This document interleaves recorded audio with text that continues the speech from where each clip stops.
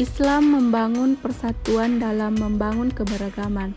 Seperti yang diketahui, Islam sebagai realitas religi-kultural berada pada dua korpus besar, Islam sebagai korpus wahyu dan Islam sebagai korpus historis. Islam pada korpus pertama adalah Islam ideal yang berada dalam kerangka wahyu, bersifat normatif atau hing tradition, sebagaimana dikandung dan ditunjukkan oleh tes-tes Al-Quran. Sedangkan Islam historis adalah Islam yang berada pada kerangka lokal tradition, sebagaimana yang dibaca, dimengerti, dipahami, dan dipraktikkan oleh umatnya dalam konteks wahyu dan ruang yang berbeda-beda. Satu hal yang juga harus dipahami bahwa keberagaman kultural tersebut sama sekali tidak dapat dilepaskan dari pemahaman terhadap syariat Islam yang bersumber pada nas-nas keagamaan atau Al-Quran dan As-Sunnah, dan melahirkan keberagaman pemahaman serta praktik-praktik keagamaan yang syarat dengan perbedaan antara umat Islam pada satu real dengan umat Islam pada real lainnya. Dengan kata lain, secara religio-kultural pada diri Islam historis tidak hanya dijumpai keberagaman yang disebut multikultural, namun juga didapati keberagaman yang disebut multi-syariat.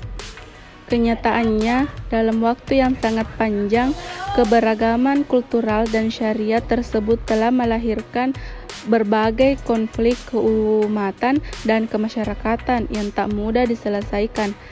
Lebih ironis lagi, berbagai bentuk khilafiyah dan konflik tersebut termasuk di Indonesia justru memperoleh penguatan dalam proses-proses inkulturasi dan sosialisasi melalui kegiatan politik, pendidikan, sosial keagamaan, serta sosial budaya. Menggali sumber historis, sosiologis, dan teologis tentang konsep keberagaman Islam dan membangun persatuan umat dalam keberagaman. Yang pertama, menggali sumber historis dan sosiologis tentang konsep keberagaman Islam dan membangun persatuan umat dalam keberagaman. Pertama, awal lahirnya mazhab dalam Islam. Perbedaan mazhab muncul ketika Nabi Muhammad wafat, yakni ketika para sahabat akan menetapkan tokoh yang paling layak untuk memimpin umat menggantikan Nabi Muhammad. Baik sahabat Muhajirin maupun sahabat Ansar masing-masing merasa paling layak memimpin umat.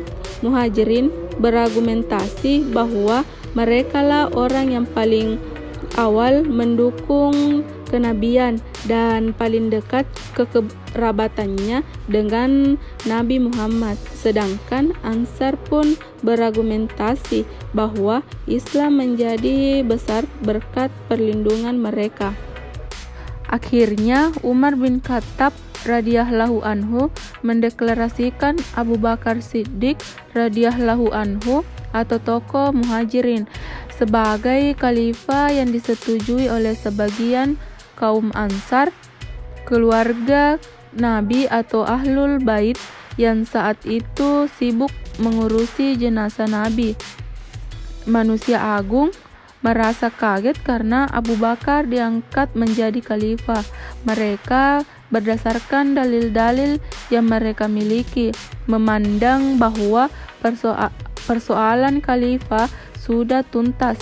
Isyarat Al-Quran dan Nabi Muhammad SAW menurut mereka jelas sekali menyebutkan bahwa keluarga Nabi lah yang layak menjadi ulil amri karena mereka mashum atau terbebas dari segala dosa dan kesalahan. Yang kedua yaitu pentingnya mengenal mazhab.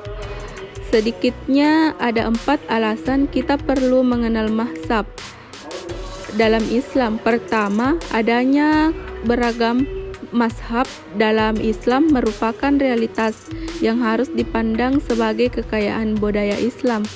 Tanpa mengenal mazhab, dimungkinkan kita malah memusuhi sesama Islam yang tentunya akan memperlemah kekuatan umat Islam, atau padahal musuh Islam adalah orang-orang kafir, orang-orang munafik, dan orang-orang zalim. Yang kedua, adanya beragam mazhab memungkinkan kita memiliki banyak pilihan untuk mengatasi permasalahan kehidupan modern. Ketiga, di era globalisasi, arus informasi begitu mudah diakses, termasuk informasi tentang Islam. Tanpa mengenal mazhab, orang akan bingung karena beragam pemikiran dan hukum Islam yang berbeda-beda, bahkan saling bertentangan.